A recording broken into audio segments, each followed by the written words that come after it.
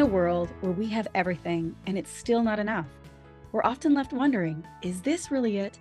Deep inside, you know there's more to life. You're ready to leave behind the old push your way through and claim the deeper, more meaningful life that's calling you. That's what we invite you to explore with us. We're your hosts, Stephanie Allen and Maren Stephanie. And this is the Soulful Leader Podcast. Yay! Welcome to the Soulful Leader Podcast. This is Maren, and I'm here with Stephanie. We are starting season 2, and that may seem strange, considering season 1 was almost 3 years of our podcast. So we wanted to take a moment and kind of unpack that and look at what's motivating us to shift gears a little bit, claim a season 2 versus season 1 and just keep going, and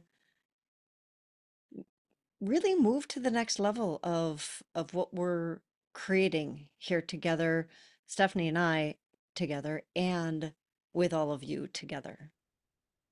Yeah, like in our past 144 podcasts, which is a lot, it required a lot of discipline within ourselves and to each other and to the process. And in that, it actually transformed us. It really changed our own relationship with each other as well as with ourselves. It deepened it. And I feel like in a world where, we even say this in the podcast, right? In the opening of where we want to be more and do more and have more and all of that go, go, go and pushing, there comes a time when is enough enough? And we have such abundance on this planet and in our own lives. And even though we may not have material abundance, I can assure you there's an abundance of something, whether it's time, whether it's friends or resourcefulness or safety. Like, it's amazing how we get tuned in to our scarcity and our lack, and how that really not only hurts ourselves but also our relationship with ourselves and each other and with the planet. And I know I want to change that for myself. I don't want to be led by outside versions of measurement of whether or not I'm good enough.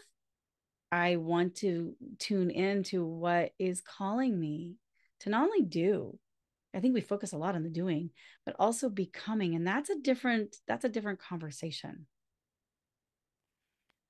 As you started that sentence, you were talking about the things that we've kind of changed and transformed, our relationship with ourselves and with our audience. And I would also say our relationship with soulful leadership Yeah, good and one.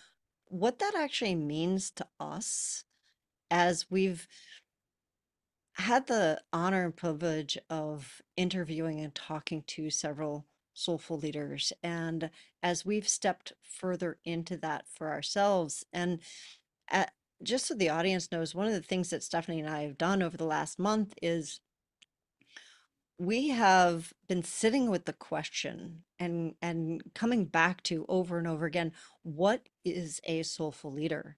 And I think that's one of the reasons that, for me anyway, season 2 is going to be a lot about unpacking that together, of with our guests, with our audience, with each other, with spirit, with guidance, with all of the things of, I don't think it's a one and done answer. Yeah, I think it's going to be an evolution, Yeah. and holding that question and being in the unknown and continuing to ask that question. We as you and I and all those who are listening, we are going to explore what that means. And there's going to be a lot of unknown, and we will be asking that question to those that we will be, having the luxury to really have some time together with them to interview them and share and unpack what their beliefs are or what their inner process is. And it's a reverse thing of then finding answers. We are actually going to ask more questions. Absolutely. And I think what you were talking about of, we have so much, like we say at the intro, we have so much, and yet it's not enough. I think that's one of the pieces that we've already started to unearth around a soulful leader is somebody who sees the abundance and is not in the lack mindset that is so prevalent in our culture. Oh yeah. That advertising and everybody is, like everybody wants us to feel in lack so they can sell us one more thing. A soulful leader doesn't come from that place. And it's really an important distinction because we're surrounded by it so much. It's actually hard to separate yourself from it and to really step into that place of no, there is enough. There is enough. And Mm. that doesn't mean that there can't also be more. Yeah, it's like the both and. It's like there's not enough, but that can be so tormenting because you never feel like you're good enough or that you've done enough or that it was the right thing or and that's very tormenting. And at the same time, you can also feel that it's like, wow, I'm so grateful. I'm so blessed. There's so much, but there's something deeper that's calling in me that is probably going to make me step out of my comfortable little area, and that it's not about doing it alone. I think there's also that soulfulness of it's it it's more about more than just yourself, but Mm. you're also not forgetting yourself. And what I mean by the self, it's like I'm not talking about the narcissistic self-centeredness part of ourselves, the entitlement part of ourselves, but like the true self. Like, who is the true self? It's asking those existential questions. Who am I? Why am I here? What is the meaning or the purpose of my life? What am I called to do in this world? But also, who am I called to become? What wants to happen?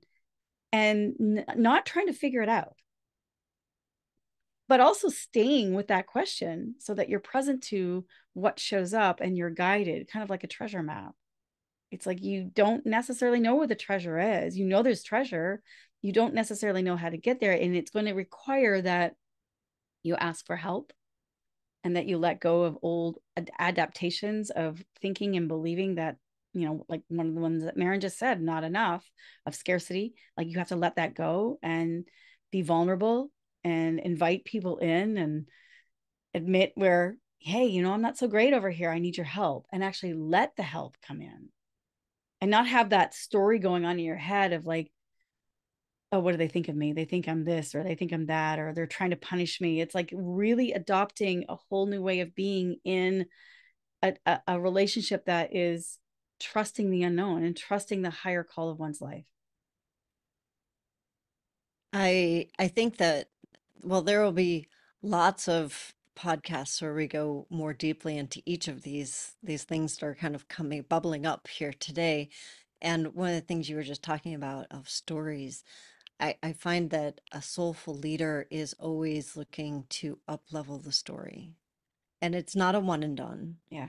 It's a it's an ongoing process of what's a higher version of that? What's a higher version? What's another way I could talk about that? What's a different way of that I need to think about, I could think about that? What's a different, like trying to see it from all the angles and also from a higher perspective. And so Yeah.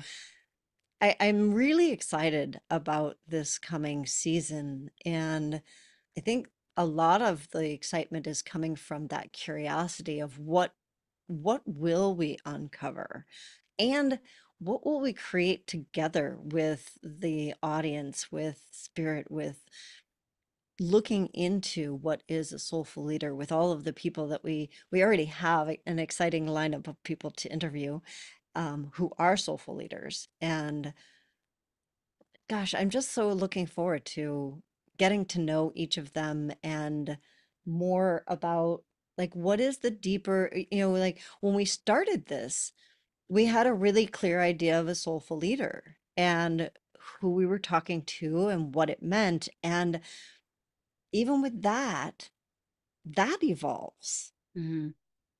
Yeah. I don't think there's That's ever so, a one and done. And I yeah. think that's what we're learning to let go of, that it's, I was speaking to someone today and they were saying, like, how often am I really going to have to go and take care of this body?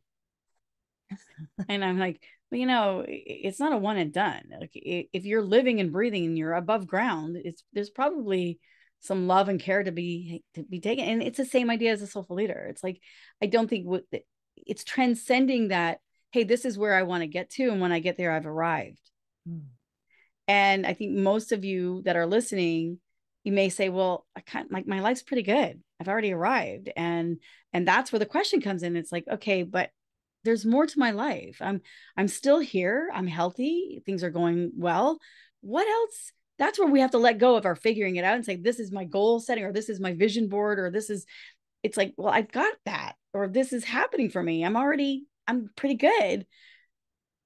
What then is my soul asking me to step into? That's letting go of our willfulness and allowing like a higher call or a divine will or something greater than ourselves to call us into being. Yeah. And that's the unknown. That's the unknown. And I really feel like that I think all of our audience will understand this, that longing of like, it almost is an itch, an internal itch of like, there's something. And that something is the foundation of the soulful leader. That's where we've transcended the logical mind, all of the high rational stuff, and we get into the real meaning of life. Yeah. I mean, you might even know of somebody, or you might even feel this yourself, is like, sometimes you go like, I have everything. Why am I still not happy or fulfilled in my life? There's still something missing. And we're so conditioned to see the physical level of everything. When the physical things are all in its right place, like, then why do I feel like there's something missing? Then it's a call to go deeper. Why do I keep creating the drama in my life so that I have something to address? Right. I mean, we hear about this all the time with people retiring from their jobs or their identities. What they're doing is retiring from their identity that they've so created in the outer world. When we say, who are you? I'm a mother, or I'm a businesswoman, or I'm this or that or whatever. And then the minute, the children leave or you retire from your job, well, now who am I? I don't know. It's like, again, we've made that exterior so important that we've left the interior. And, this is to me, the soulful is both blending the outer and the inner. It's the marriage between them. And I don't quite know what that looks like yet, because again, it's never one and done. I'm so excited about the journey, and I'm so grateful that you are all listening to us right now, that you're listening to us, and that you're on this journey with us. I really am excited about that. Absolutely. So remember, you can find us on Facebook and LinkedIn. Those things are still there. We still want you to, more than ever, be involved with us. We want to know your thoughts on soulful leadership, who you know that you feel is a soulful leader and why. And really engage, because that to us is what one of the things that a soulful leader is they're engaged. So we're looking forward to this coming, I don't know how many episodes season 2 is going to be. Well, we're going to discover that together. So I know it'll be at least one more, probably a lot more than that. So we'll see you next week on the Soulful Leader Podcast.